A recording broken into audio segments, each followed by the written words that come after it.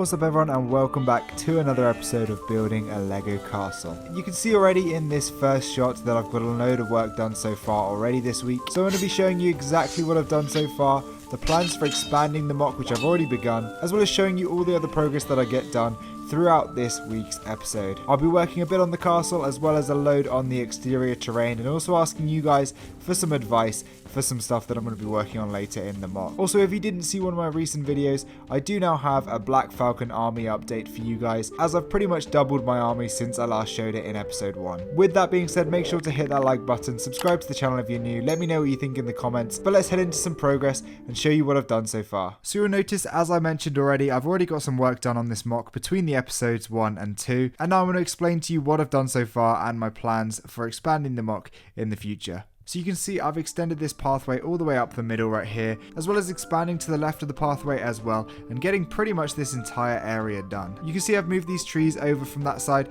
but I will be having trees on both sides of the grass. You can see behind the trees I've leveled off this flat area of olive green. Now this was really fun to work on. I used a load of the pieces that I got in the last episode, trying to incorporate as many tiles and different things like that as possible. And then on top of this I added a little sheep pen, which is far from complete, but I wanted to try out a few different techniques and also find a way to use those brand new awesome looking sheep. Now this isn't final, I might not include this in the MOC, but I'm pretty happy with the way this sort of fence turned out with these different clip pieces and these different bars holding them together in the corners. Now something I also did work on was adding in another area to the MOC. So I mentioned a little bit last episode that this MOC is going to be relatively modular. So basically these areas right here are going to split up.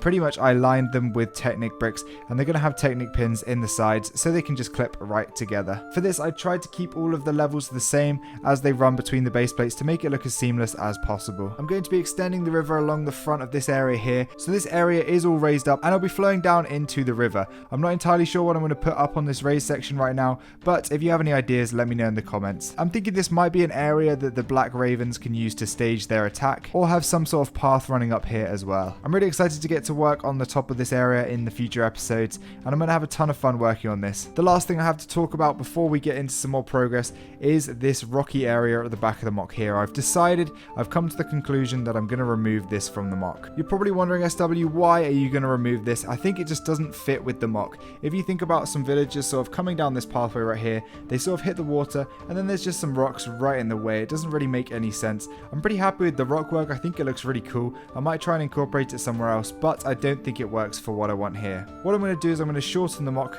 and then I'm going to add a similar sort of bank on the other side, with the path continuing a little bit of a way into the other side of the river. Pretty much I'll have the path opposite where the path is on the other side of the river, and then we'll have some green banks running along the other side as well, and this will only go back about as far as the edge of the rock work right there, and maybe not even that far, and we're going to cut it off there so I have more pieces and I can turn my attention to the other half of the MOC, as I wasn't intending to go very far on this side of the river anyway. Let me know what you think of this decision in the comment section down below. I'd love to hear your feedback, but I think that's enough talking. I'm going to go ahead and work a bit on the castle, which hasn't changed since you last saw the last episode. But I'm going to try and get a bit of work done on it. However, I can't do too much to the wall as I still need to add the mechanism for the portcullis, so that's something I also want to get done in the coming weeks. So as I said, I will be needing to add the mechanism for the portcullis, which is going to go in the wall right over here. So I can't really make too much progress on the wall until I've got that all in place. I will be adding some sort of string system going up and over and pulling up and down the portcullis like so. So I can't really do too much work on this side of the MOC until I've got that set in stone. So I'm going to turn my attention over to the other side. With regards to the tower, I've been doing a little bit of work. I've actually raised up the entire column in the middle and started to work on the secondary level of connections. You can see we have these giant 2x12 plates running across the middle and connecting each and every segment. Once I have them all up to the same height, I'll be able to connect them all into the middle using this technique right here with these circular 1x2 tiles. The thing that's holding me back the most is having enough of the 1x1 bricks with studs on the side, but hopefully I'll be getting more orders throughout this video and I'll be able to work on that a little bit later on in the video. Obviously these will be replaced with light bluish grey ones. Another thing I'll also be working on is finishing off this portcullis once my bricklink orders arrive. You can see down in the bottom left hand corner there is one of these wedge pieces missing, as well as all of these 1x1 tiles that will be going over those studs. Another thing I want to work on is a sort of prototype design for the top of the castle. I thought, you know what, whilst I'm sort of building all of this up, I could sort of do a little bit of prototyping and work out what the top of the castle wall is going to look like and how I'm going to do all of the different crenulations and different things like that. So definitely expect to see that in the coming episodes. But before we make any more progress on the castle, I'm going to show you a little bit of stuff I'm working on with regards to expanding the actual section of the base plates and show you a few problems I am running into. So now as I zoom out here, you can see that I have actually done some progress on improving and expanding the MOC. Basically what I've done so far is I've raised up this entire section here, so it'll be level with this section over here. And then the castle is basically going to fit right on this base plate here, if not on the bit further back. But yeah, I think it's looking pretty good. Basically what I did was just lay down a load of plates and then lay down a load of bricks on top of those. And then pretty much just added Technic bricks all along the side so that I can clip it together and make it nice and modular. I decided to make this piece the entire width of the MOC, so it's pretty wide, but it's pretty thin, so I'm going to still be able to work on it pretty easily. The big problem I'm running into is the fact that the pathway is quite far over to the left of the MOC. Then if you look at the size of the castle and where the entrance meets the pathway, it doesn't really line up very well. So I'm thinking I either have to move the castle further back so there's space for the path to wind over further towards the entrance, or I'm going to have to extend the MOC out towards one of the sides and then shift the castle over a little bit so it can be closer to the actual area over here. Let me know what you think I should do with regards to that, but I'm pretty happy that I've managed to start expanding the MOC, and hopefully soon I'll be able to get the castle set in place. And now we have reached the time in the video where it's time to do some unboxing. So let's get all the parts on the table and see what I've ordered from Bricklink.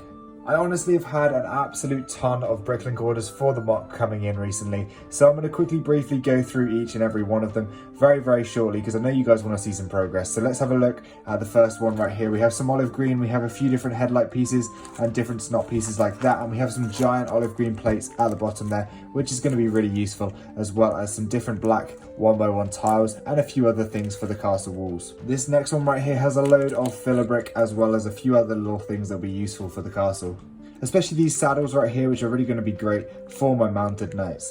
This one has a load more of the headlight bricks, as well as a load more of these snot pieces right here. And then a few different light bluish grey pieces, a few bits of filler, a few different heads and that sort of thing. And then we do have a load of black pieces because I want to experiment with a few different roof techniques, which will go on top of the tower potentially. And then at the bottom we do have some olive green and a few other bits in there that are going to be really useful for the MOC. Then this biggest one right here has an absolute ton of stuff in here. We have another one of these giant olive green plates. These are going to be really useful. And then just a load more olive green and a load more light bluish grey. It's kind of the same in every one of these orders, but they're all going to be super useful for building the castle. I just need a ton of the same pieces, which is really going to be good. So I can definitely get some progress on now.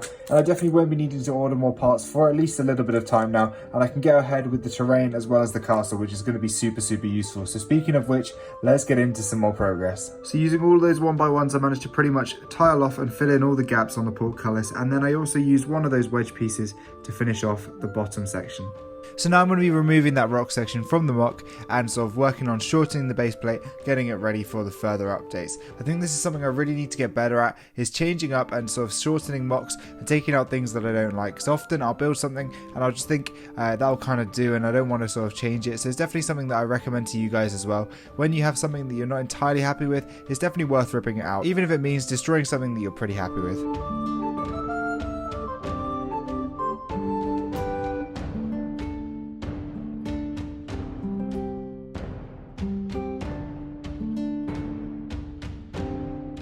So now with all that removed, I can start to work out where the second bank of the river is going to go and work out where the path on the other side is going to be as well. And this definitely will allow me to work out the exact size of this base plate right here and work on the second one that goes next to it as well. Overall, I'm just setting up for the progress I can make in further episodes. So now to finish off the episode, as promised, I have a small Black Falcon army update, and these armies are pretty much finished. So for the Black Falcons to start with, I did get a load more from Lego.com, and I've pretty much doubled my entire army, and we'll go through a little brief overview of the army so far. So at the back we have my 4 cavalry members.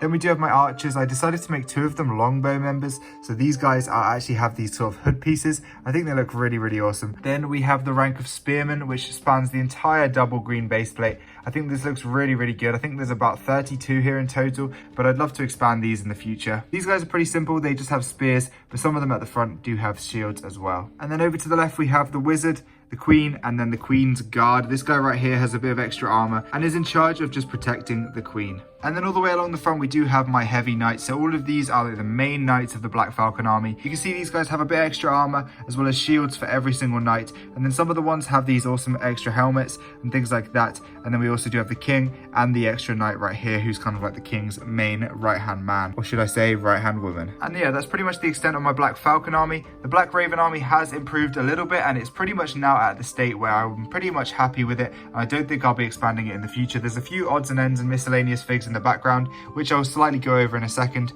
but we do have the archers, the spearmen, and then the knights at the front. I really like the way this is turning out, and we also have a couple of horsemen right here on their horses with saddles and everything. Then at the back we have a couple of centaurs. We have the sig fig that was sent to me by Tech Productions, this awesome knight who was also sent to me by Tech Productions. If you want to see more about those, check out my recent haul video from last week. We also have this guy right here who is kind of like a mismatched knight, but I kind of want to make it my sig fig, kind of like a knight version of my sig fig. I think this looks really awesome. I love this torso. This torso actually came on the Fright Knight from I think season 15 or something like that from the CMF series. I really like this torso. It's kind of hidden up by his armor, but it's a really cool torso and very underrated. And then of course we have the shield that kind of represents the English flag as much as any shield that's been made by Lego. Obviously me being from England is pretty fitting. Then there's just a few other miscellaneous knights and different kings and queens and Vikings and that sort of thing over there. But yeah, that is the extent of my Black Falcon and Black Raven army that are going to be included in this mock. Obviously I won't be using all of them, but I thought I'd give you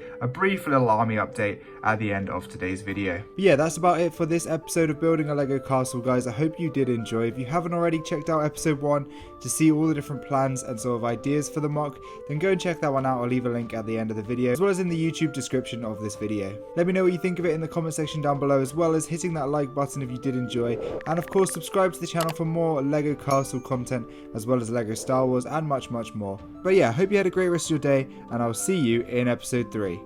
Goodbye.